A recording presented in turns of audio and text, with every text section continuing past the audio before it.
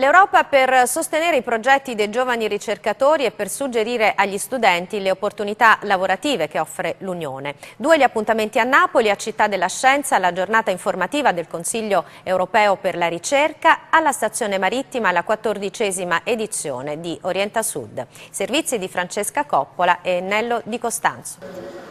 Per il momento è dotato di un braccio, ma tra 5 anni sarà un umanoide capace di impastare e infornare una pizza, ma anche assistere gli anziani, operare in interventi chirurgici. Rodimed, il robot progettato dall'Università Federico II di Napoli, è uno dei progetti finanziati dal Consiglio europeo della ricerca. A Città della Scienza i protagonisti sono loro, i 359 studi sostenuti dall'Europa con 550 milioni di euro, che restano solo per metà nei nostri atenei, poiché il resto è assegnato ai ricercatori italiani all'estero. Dunque c'è un fuga dei cervelli che da sempre all'università, gli enti di ricerca hanno bisogno di più finanziamenti, certamente. E se l'Europa dice bisogna bloccare la fuga dei cervelli, gli atenei del Sud si trovano a fare i conti con il decreto che limita le assunzioni dei docenti e, secondo i rettori, penalizza il meridione. Che a fronte di 140 si chiamano punti organici, diciamo pensionamenti, il mezzogiorno ne possa ribandire solo 70, la metà non è possibile.